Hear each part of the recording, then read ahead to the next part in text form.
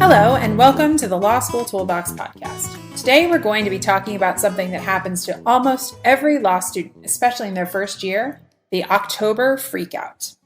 Your Law School Toolbox hosts are Allison Monahan and Lee Burgess. That's me.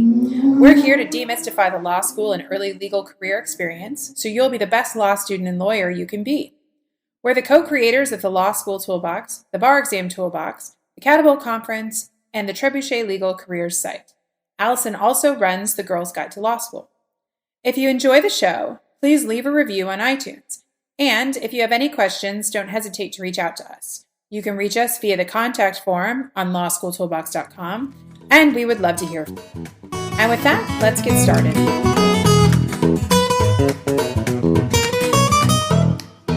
Welcome back. Today we're going to be talking about what we have come to call the October Freakout. October is the time in law school when reality really sets in. If you had midterms, you may have gotten some not so great feedback on them, and your confidence might have been rattled by a mid-semester legal writing assignment that perhaps didn't go quite the way you would have planned. Or maybe you started to outline and realize that you have absolutely no clue what you're doing. Or you might be wise enough to have started some written practice and also have no idea what you're supposed to be doing or how to write an essay. Or you might be exhausted and burned out, and you just can't imagine how you're going to get through the next 8 weeks and prepare for exams and make time for finals on top of Thanksgiving, preparing for class, trying to do all of your outlining, doing your legal writing assignments. It's kind of a lot. So if you're freaking out, know that this is completely normal. We see it every year. This is the point where reality sets in. You're not sure if you're studying the right way, or even if you're going to be successful in law school. Your stress level is likely skyrocketing, and now is the time to take a deep breath and let us help you get through this freak out so that you can have a productive rest of the semester. So before we get really started, Lee, did you have an October freakout 1L year? Yeah, I was thinking about this, and unfortunately, I think I was slightly clueless, and I didn't really have an October freakout because I didn't really start outlining until the end of the semester, which was a huge mistake. I did find legal writing fairly overwhelming, and so that was problematic. I was very stressed about legal writing, but I think I was just kind of chugging along. I didn't really see what was coming until I got closer to Thanksgiving, and then kind of had this, oh my gosh, how am I going to get all this stuff done moment.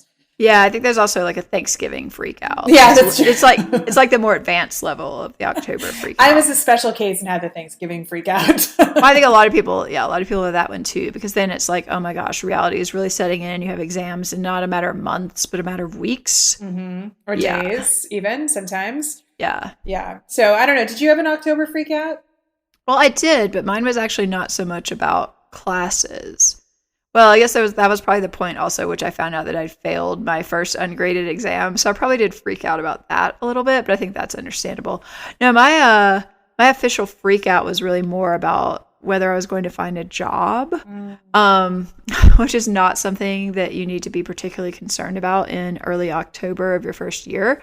But I went to the Public Interest Law Center because I wasn't allowed to talk to career services. And they were really mean to me, and the woman made me cry. And so I went home in tears, and luckily a 2L friend happened to be over visiting my roommate, and he was just like, oh yeah, you're having the October freakout. I was like, what? No, this is like a special case. I'm never going to find a job. He's like, no, this is what happens. He's like, I'm going to tell you what you need to do. You're not doing any more work for the rest of the day. You're going to go take a walk. It's a beautiful fall day in New York City, and you are not working anymore today. And I was like, no, I have all this stuff to do. I'm like behind in this and that. He's like, no, this is not optional. You're going to go take a long walk. And that's what I did. That's great. That's great advice, actually. It was fantastic. I mean, I still remember that day. Like, I remember walking. He was right. It was absolutely perfect fall day in New York City. Crisp, blue sky, leaves are starting to turn. And I think I walked basically the entire length of Manhattan and back. It took hours. I might have even gone to the Met. I can't remember. But it was fantastic. But yeah, I think there's, it could, and this is sort of the point, it could be over, it doesn't have to be over classes. It doesn't have to be over jobs. It doesn't have to be over whatever. It's just, if you find yourself in this situation where you're like extremely emotionally fraught, it could be something really minor, like your boyfriend doesn't call you back or whatever. I think it's good to recognize that this is a time typically where stress goes into overdrive. And it's true. And I actually, the more I think about it, I remember that my school held some lunch workshops on things like outlining and stuff like that. And I do remember going to some of those and leaving going, I am in trouble. I don't know what they're talking about. And I definitely remember some group panic exercises from my group of friends, leaving things like that. So you do have to just be aware that it is a time when panic starts to set in. And upperclassmen oftentimes will fuel that panic by starting to say, whoa, you haven't done X, Y, and Z. What's wrong with you? What do you mean you haven't taken any practice exams? Exactly. What do you mean you're not writing out full exams right now? Yeah. Like, oh, your outlines are not totally ready. Right. I think for me too, this was sort of the point where I picked up some book on law school, like how to do law school. I think it was like Law School Confidential or something, because there was this moment of like realizing that, I'm not entirely sure that these things that we're doing every day in class are actually really going to help me in the end. Maybe I need to figure out the way to sort of approach this so that I'm ready at the end. And I get like you, I didn't really start outlining. I mean, I'm not sure I ever really started outlining my first semester, frankly, but I definitely didn't start putting the pieces together until like way too late. Yeah. So, if you're listening to this and you're nodding your head saying like, yes, I am freaking out. Yes, this all sounds very familiar. It might help if we kind of give our listeners kind of a bit of an opportunity to take stock of where we think you should be at this point in the semester. So, you should be about halfway through your classes come October, which is a bit sobering. So just sit with that for a second. Halfway done, halfway to final exams. Right. And I think the thing too is you've covered certain topics that you're not going to be revisiting. Oh, yeah, that's very important. You can't forget about the first half of the semester.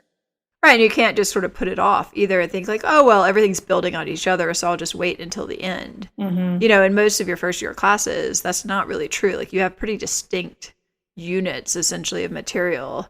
And once you finish one of those units, it's pretty much gone forever in terms of class discussion. Yeah, I just talked to a student yesterday who was studying homicide, and they were just finishing up homicide. And it's like, okay, well, now is time to make sure you understand homicide, because you're probably not going to talk about it again until the final exam.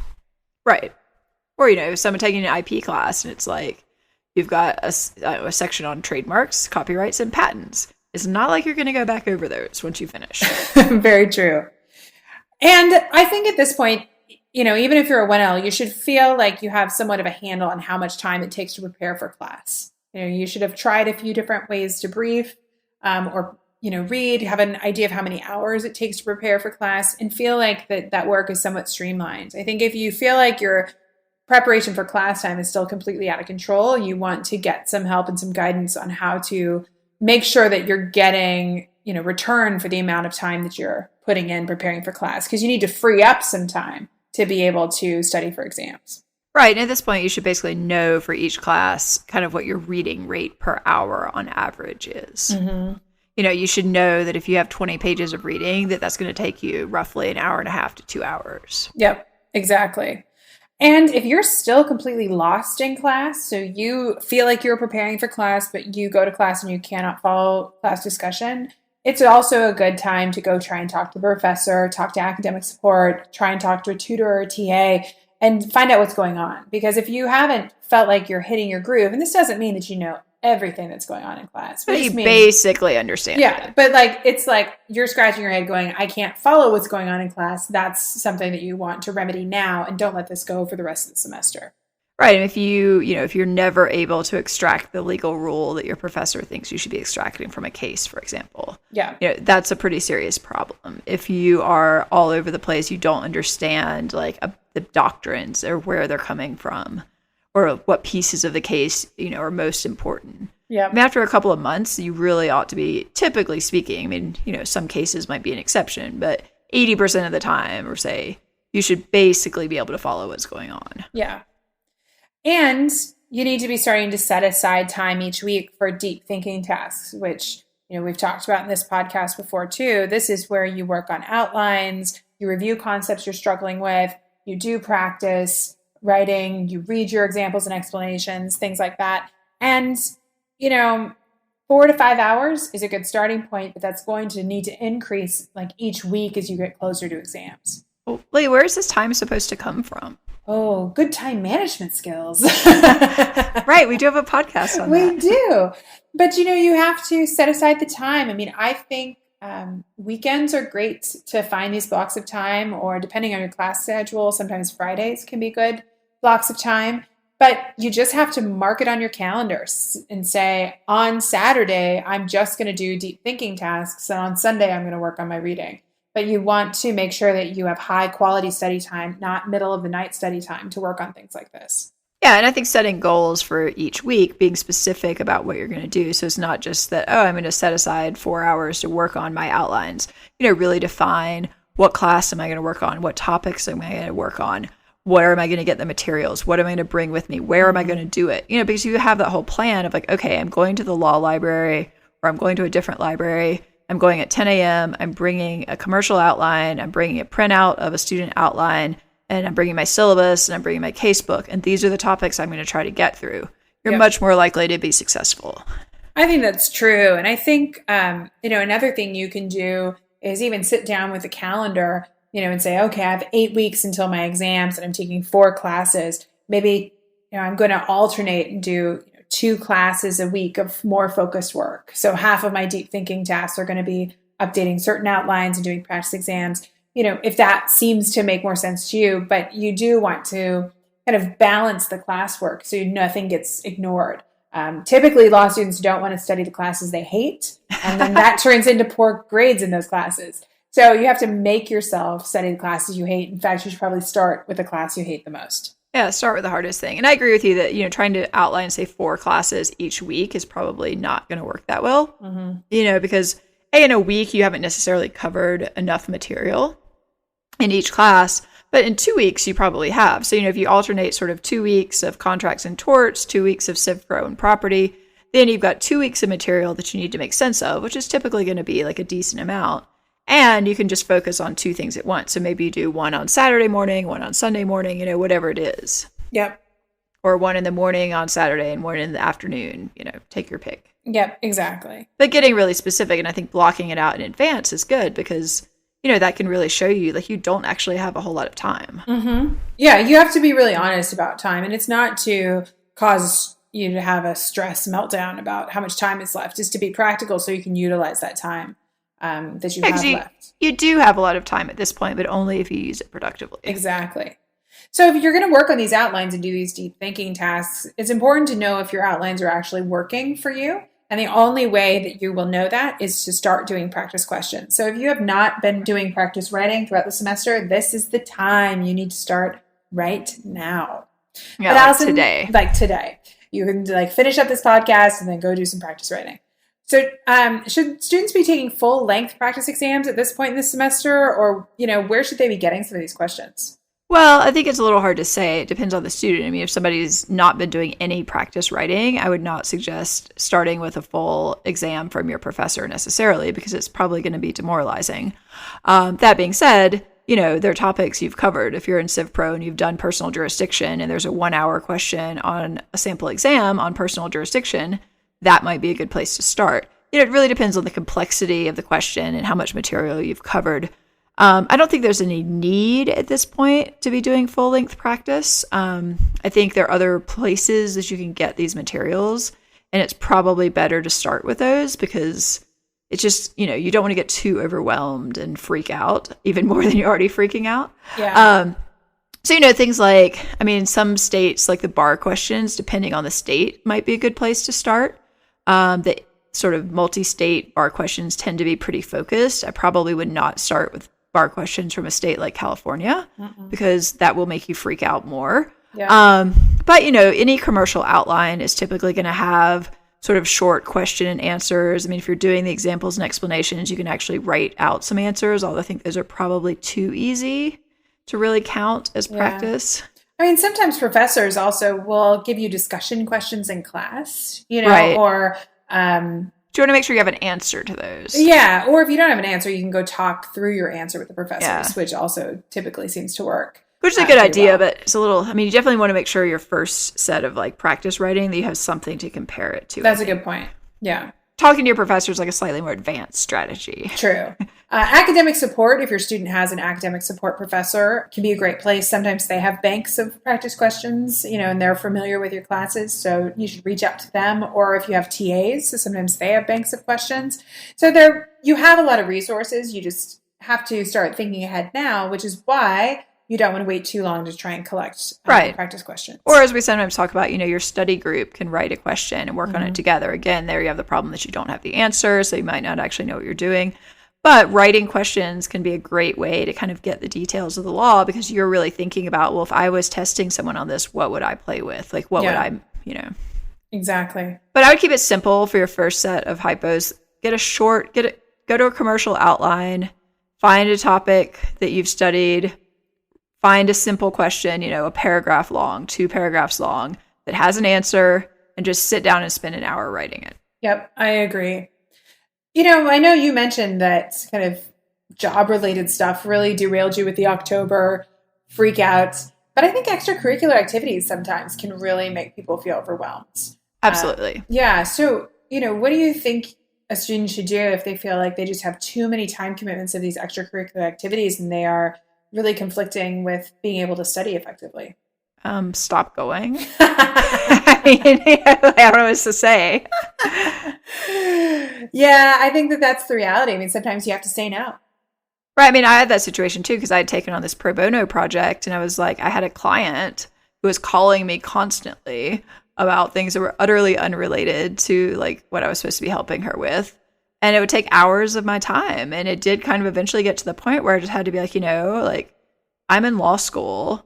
I've been here a month or 2 months. I don't actually have any idea how you would go about solving this problem, but here's a resource that maybe I can refer you to. And it's hard because, you feel badly for this person. But at the same time, it's like, you are destroying my life. Right. Exactly. Like, you have to make yourself a priority.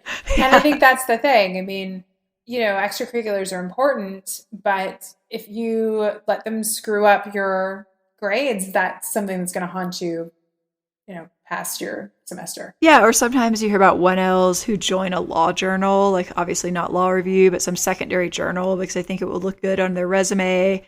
And then they get sucked into these like incessant, time-consuming, boring, site-checking tasks, and they feel like they can't say no, or they're going to get a bad referral from this person who has no actual power over them. So, I think in those situations, again, you just have to stand up for yourself and say, look, I don't have time for this. I'm going to have to drop it. Sorry. Yep. And it's hard because I think law students are go-getters, but you do have to put, parameters on what you can do outside of class. I mean, ultimately, frankly, if you've already done the work on the secondary journal for half a semester, you can put it on your resume anyway. No one's going to call them. And also, which is more important, doing extra site checking and making the 2L or 3L editor of some stupid journal that no one ever reads, feel like you're a great worker, or getting a good grade on your exam. Yeah. I think the answer is pretty clear. I think it is. I think another place that students lose a ton of time is they let legal writing really take over their lives. Yes. And I think it's because working on legal writing assignments in a way can be torturous, but it can also be very validating because you're actually doing something. Yeah, it can be kind of fun. Yeah. And you're right. There's an end to it. I think what can be so hard about the law school work is that it's so open-ended. Studying for exams. Wow, that's such a big statement. That can mean so many different things. Right. And there's accountability in legal writing because you have an assignment is due on a particular day. Exactly. And, oftentimes you may even get feedback on that assignment, which is so welcome, whether it's good or bad. But I think people welcome the feedback. So it's important not to let legal writing take over because oftentimes it's not that many units. Or it might not even be graded. Or it might not be graded. And you don't want that to, really derail you from your other classes. So one thing I often recommend is that students really just set some parameters for how much time they're willing to spend on a given legal writing assignment. Is it really worth spending more than 10 hours a week on a given assignment? Probably not, unless it's a final exam type assignment. And then you decide how to best utilize those hours and track your time. If you find yourself spending 30, 40 hours on an assignment for legal writing, it's not a final exam graded exam that's supposed to take 40 hours, then you really do need to regroup and figure out how you're going to better allocate your time. Right, because the reality is that's something that will expand to fill all available time if you let it. Exactly. And if you feel like you're spinning your wheels, then you need to go talk to your legal writing professor and figure out what you're doing wrong, because you don't need to spend more time than that on these assignments. No, and I think you have to be sort of careful about if you find yourself really banging your head against the wall, and this is more of an issue typically with open research universe assignments, which probably your first semester they're closed universe, but not always. We had both. So, if you find yourself like you hit a wall, you're finding like the same cases over and over, you feel like you're just not getting anywhere. Basically, it's totally fine to go to your legal writing professor and say, these are the steps that I have taken. Or to the law librarian, if you're allowed to talk to these people. These are the steps I've taken. These are the results I'm getting. I'm looking for a case that says this. I don't know where to go next. Do you have any advice? Yep. Ask for help, because they shouldn't be taking over your life. Right. And they shouldn't, they may not tell you the answer, but you'll likely leave with some new ideas. For sure. For sure. What was your legal writing final like? Was it over a weekend, or how did yours work? I don't really remember. We only had a semester of legal writing and it was ungraded. So I think it was like, we had some final open research assignment that took a few days, but I don't really remember the details. How about you? Our first semester legal writing final took a weekend, and you picked it up at like 5:00 on a Friday, and it was due Monday at 10 a.m. or something like that. And you basically spent the entire weekend on it. And then our spring exam, we actually took a week off of class and just did it. Yeah, it was very intense. That's crazy. It was we definitely crazy. Did not do that. It was sort of an afterthought. But I think this is a key thing to think about with time, too. Just one last point on that is that if you are expected to do your legal writing assignment over an entire weekend, that's something you need to know on your calendar so that you're not thinking in your head like, oh, I have that weekend to work on torts and contracts. Like, you need to know that that's not happening. Exactly. And by being realistic about that now, looking forward to exams in December, that's not a crisis point. Right. But it's a crisis if you've decided that's when you're going to do all of your outlining and then you're like, oh, I can't do any of it. Sorry. Whoopsie. Oh, well. Okay, so we've talked a little bit about kind of solutions to the October Freakout and setting yourself up for the second half of the semester. But let's talk about some more concrete things that people can do. We've been talking about looking at the calendar for the rest of the semester. I personally still like to print out calendars. You can do it from Microsoft Word. It takes a couple seconds. And really, with a pencil, go through and allocate time on things and really map out what you're going to do, add your to-dos, what practice exams you're going to take when, and as you go, make sure you update it based on, what's happening in your life. If you get the flu and that puts you behind, you don't just say, oh, now I'm behind. You have to reorganize the calendar to reflect the work that still remains to be done. Right. And I think that's a good point all around. It's like, if you need to be clear on what you're doing and not doing. I mean, you need to be clear on what you want to do, and also be clear on what you're not getting done, because it might be that just overall your expectations are unrealistic. Most people could not outline an entire semester in 4 hours. Right. But it may also be that, you have good intentions and you've sort of mapped out time reasonably, but you're doing things that are self-sabotaging. Like, oh, I'm going to work on my outlines on Friday between 10 and 2, and then you go out drinking every Thursday night and you're too hungover. Yeah, that's probably not the best use of your time. Yeah, so I mean, look, people are grown-ups. They can do what they want. But I think being aware of your own patterns and really saying like, okay, where am I falling down here? Where is this falling apart? Can be very valuable. Yeah. Also, don't watch hours and hours of binge TV. That's another way that people can get really sucked in, is they say, this would be a great time to start watching Ray Donovan on iTunes. Right. I've been watching Narcos. Which I've heard is good. Yes, I've heard that. Yeah, it's pretty good. But if you're in law school, I wouldn't start watching it because you get sucked in. Christmas break. Holiday break. That is what winter break is for. Yeah. But, I think this ties into a bigger point was it's fine to occasionally binge watch some TV on a Friday night when your brain is tired, and you need to build in those times to take time off. And that's one of the ways to really deal with the October Freakout is giving yourself time to recharge. But you just have to be clear and, keep that contained to the time that it's supposed to be in so that you have time to do other things. Yeah. I think along with taking breaks to do mindless things like go to movies and binge watch quality television, don't forget to stop about taking care of yourself. I mean, this is a reoccurring theme that we talk about a lot in this podcast, but this is not a good time when the weather changes to start treating your body like crap. Right. Because this is when everybody starts to get sick because it gets cold. The you're weather stressed changes, out, you're not sleeping. Right. You now turn on the heater and the air gets drier and all of that kind of stuff. So this is really where you need to make healthier food and, exercise and make sure you're taking whatever vitamins you like to take and, doing things to make sure that you're physically going to be there, because getting sick the second half of the semester, really sick, can be really challenging as far as staying on top of your stuff.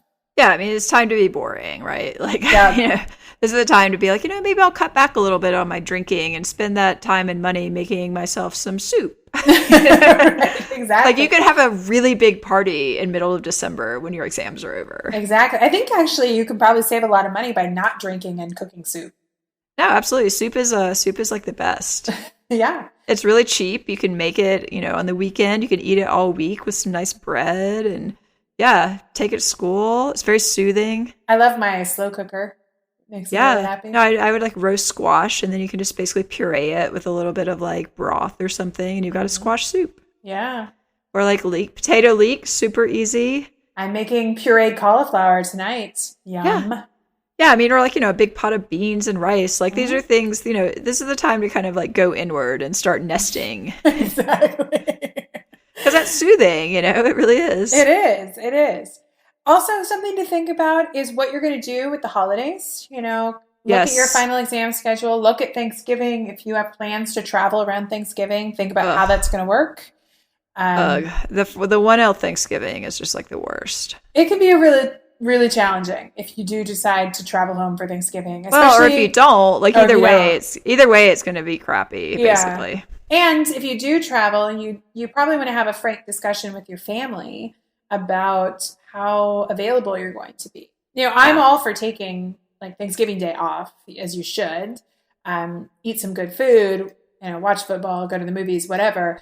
But you probably can't take 5 days off around Thanksgiving. Right. And then even that one day needs to be in a basically supportive environment. Mm-hmm.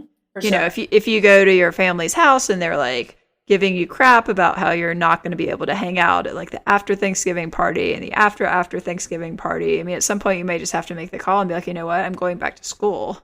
Yeah. I can't deal with this. It's true. So you have to think ahead, set expectations. And if you do travel, plan ahead. What are you going to be able to do while you're gone?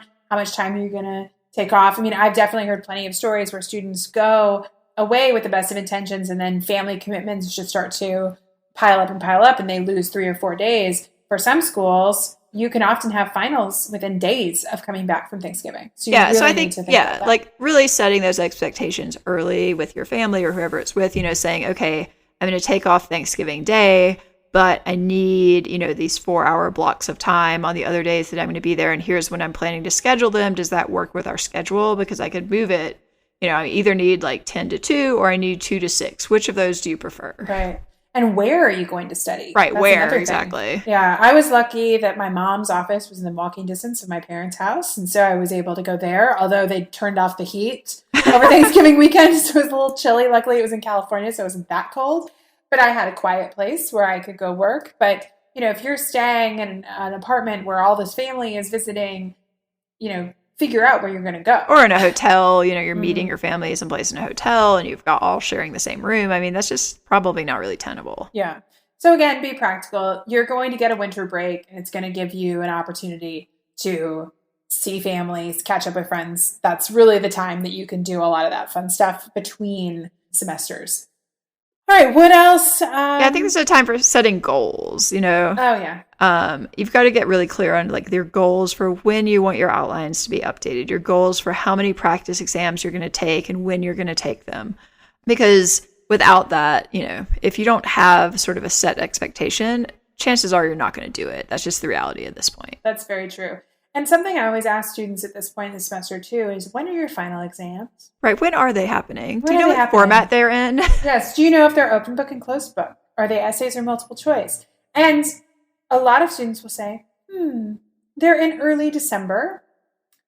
The professor hasn't said, I don't know. And then it's like, well, those aren't acceptable answers. Well, the other question is, have you actually looked at an exam at this point? Have you read your professor's old exam? Do you have any clue what you're going to be tested on? Because you should. Because if the answer to that question is no, I want you to, when you get off of this podcast, immediately find at least one old exam in every class and read it, because it can be extremely enlightening in terms of what you're expected to do. And I think some people think if they ask the professor questions about the exam that it reflects badly on them. The professors are going to be impressed that you're thinking about it now. So it is totally fair game to talk to a professor and say, are you going to start talking about the format of the exam soon? Have you decided if it's going to be open book and closed book? When are you releasing that information? When are you posting practice exams? All sorts of stuff like that. Those are fair game questions. The worst thing the professor will say is no. Well, and even if they do get persnickety about it, it's an anonymously graded test. Who cares? Yeah, exactly. So learning as much as you can about final exams, taking steps to, make sure that your life is in order, making sure the holidays don't derail you, and putting together a schedule is really the best way to deal with the October freakout and make sure that you can move into a productive space. But if you're also having an anxiety attack, make sure you do take a walk, go to yoga, or do something. Right. Or get outside help. We've discussed many times, if you think it would be helpful to talk to a therapist about what you're experiencing, go talk to a therapist. Your school probably provides it for you.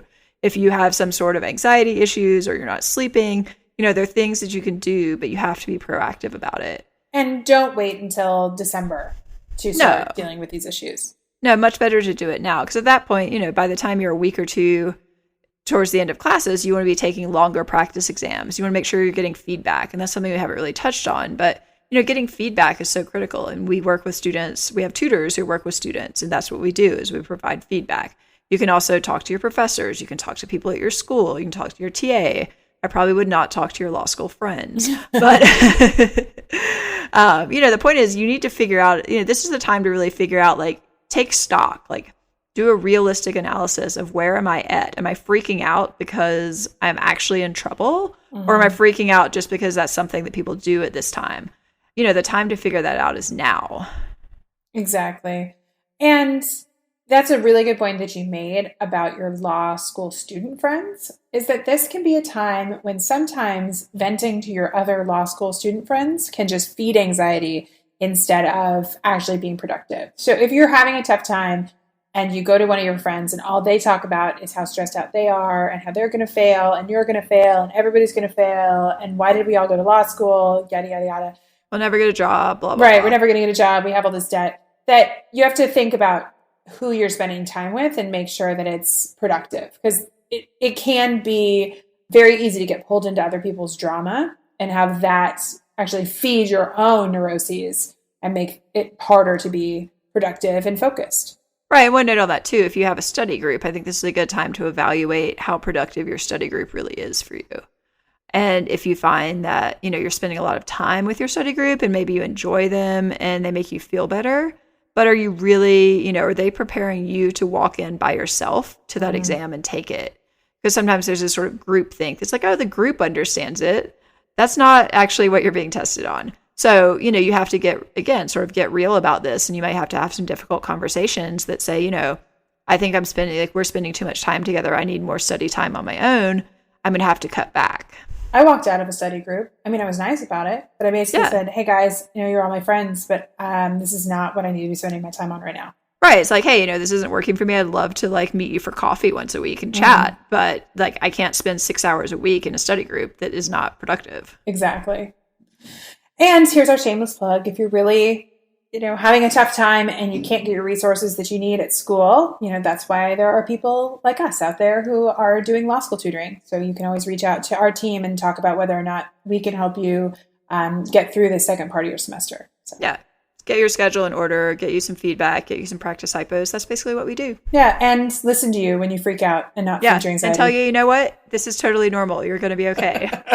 Or what? It sounds like this is a really serious problem. And I think here's how you need to deal with it. Exactly. All right. So I think that's all the time we have, actually. Yeah, I think we're out of time. We're out of time. You guys got to get to work. It's October. Yeah, it's October. Get to work. And don't freak out. Don't freak out. Okay. Don't freak out. Just get to work. Exactly.